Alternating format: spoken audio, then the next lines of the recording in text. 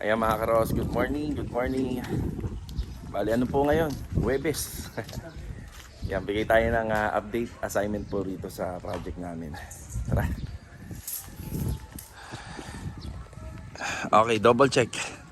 Double check doon sa layout. So hindi pa kami nagtatansi rito. So maglalagay na lang kami ng tansi rito baka mamaya para yung hukay talagang nasa straight line. Yan, bali ano lang muna to.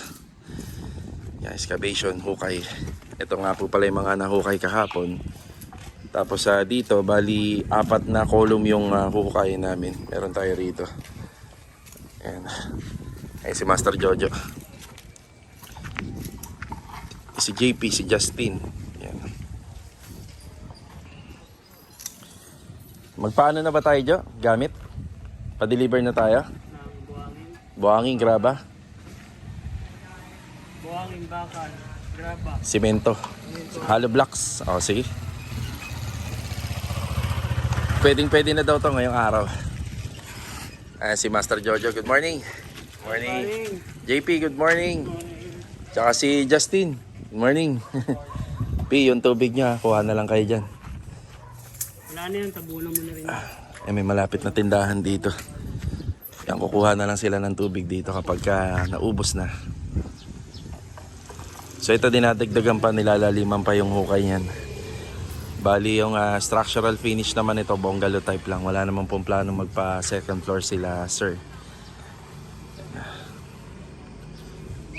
Baka dito wala munang magalaw. Priority muna itong bali dito baka wala muna tayong magalaw rito. Ito muna yung priority. Dito tayo magbabagsak ng buhangin semento, hollow blocks para maluwag.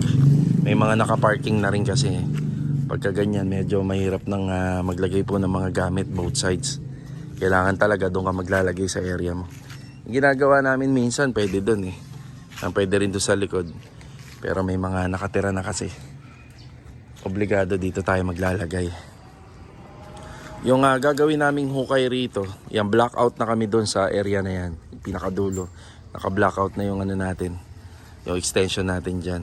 Pero pwede sana yan hanggang dito sa gitna. Pero ang pinagawa lang talaga ni client hanggang doon lang. Tapos ito, hukayan na lang po to. Hukay para sa sintada ng hollow blocks hanggang dito. Tapos flooring lang. Tapos dito banda, yung pinaka doorstep niya mataas. Yan, ang gagawin na lang namin, babakbakin namin yan. So pwede naman bakbakin yan eh. Tapos dito kasi yung ground level ng lupa niya mababa na. Pagdating dito, ayan, medyo ano pa to, medyo mataas. So ito, anuin namin to lahat. Yan, papatagi namin to lahat pati rito. Yan, para magpantay sila. So yan lang yung tinitingnan natin dyan. Basta yung ano nyo, yung actual turnover nyo, yan ang ano natin, yan yung basis o yung basihan. Yung sa pinaka flooring ng actual turnover, dapat medyo nakadrop yung lupa, no, nakadrop. Ang mataas na bahagi, yung actual turnover. Pero meron mga gawa talaga rito na nagpapantay talaga. Nagpapantay po yung actual turnover tas sa ginagawang extension sa balcony, sa likod at saka sa harap. Depende kay client owner. Pero mas maganda nakadrop. Kaya gagawin natin dito nakadrop to banda. So ito uli. Ito uli yung gagawin dito. Puro hukay lang. Yan, puro hukay yung gagawin natin dito. Tapos mamaya may materialis na tayo makikita po dyan.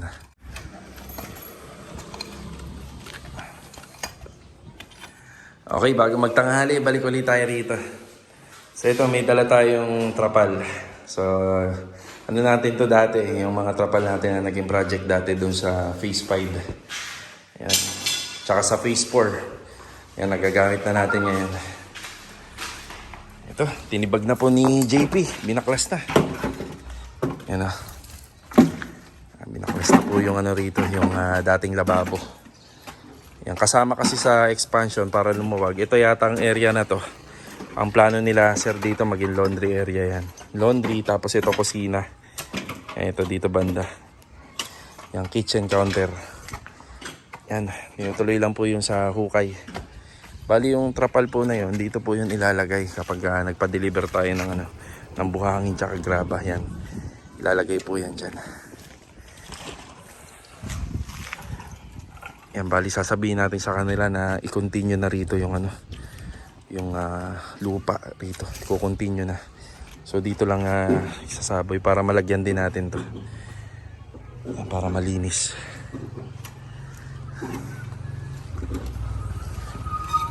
Grabe si Justin, nakaubad oh. Mas masarap ba yung Justin nakaubad? Mas magaan no pag nakaubad. Dadami na sa hukay to. Bali ano lang to, papatagin. Tapos nasabi ko nga pala kanina na magpapadeliver tayo ng materyales, pero siguro sa nakikita ko bukas na. So bukas na lang. Ano kasi yan maraming graba na kagad dyan, tsaka buhangin, tapos hollow blocks. So tinitingnan ko pa yung magiging location.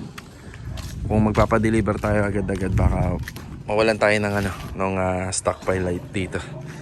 So pahukay muna natin to or papalinis muna natin to. Ito, balik trabaho tayo rito after break time. Yan na. Mainit pa din. Ito kasi yung ibabaw nito puro damo. Yan damo, puro damo siya kaya parang apaw. Yan, magbabalik din kami ng lupa rito kaya wala muna tayong schedule ng hakot panambak. Schedule nga pala nung natin, delivery bukas, first trip. Yan, first trip. Tapos kagaya na nasabi ko kanina, ito naman yung aasikasuhin nila. Yan, lilinisin din. Para marami po tayong mailagay po dito. Tapos yung bakal siguro, tsaka hollow blocks dito na lang. Talagang marami po kasing nakalagay dito. Mabablock natin yung mabablock natin yung kalsada kapag hindi natin sinegregate na maayos. Kami nagpapaservice ng rito sa gilid ng e-bike. Kaya kailangan din ng space dito. Ayan muna yung update ngayon. Mamaya babalikan natin to. Bukas may delivery tayo. Tara. Grabe ang tindi talaga ng araw ngayon.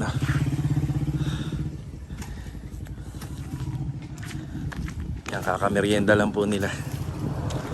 So gaya nga ng sabi natin kanina, ito naman po yung inaasikaso nila. Medyo medyo tinatanggal namin, pinapantay po namin doon sa lupa sa may bandang gitna.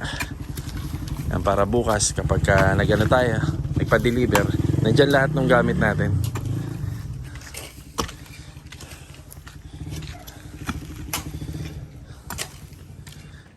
Wala muna tayong pahakot, no? Ayan, bali wala muna tayong papahakot na lupa. O iba naman po kasi dyan ibabalik. Tapos baka nga maglagay pa nga po tayo dyan paikot.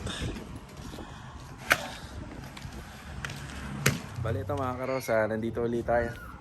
Ayan, magbibigay na po tayo ng update ngayong araw po ng Huwebes. Yun Ito malinis na. Ayan, malinis na. Bali dito maganda-ganda ng lagyan ng stock file natin to ng buhanging graba. Hollow blocks at saka bakal. Yan, tapos dito may asintada pa rin po tayo rito sa gilid kasi may plano tayo maglagay ng rito ng flooring. Kaya kailangan may asintada to. Tapos yan, ipapaputol na po natin yan yung malunggay at saka ito naligaw pa. So nasa 150 lang naman po ito. Tapos ito nasa yung sakop nito hanggang dito sa dulo ng sidewalk. Yan, 2 meter. So bali ito muna yung mga naganap ngayong araw po ng Huwebes. Yan, 2 tao lang naman yung pinapapwesto natin dito. Yan, para bago mag-umpisa talaga yung pinaka-construct. At least ito malinis na, dire-diretso na. Alright, kita-kita muli sa susunod na video. God bless and ingat po palagi. Paalam po muna.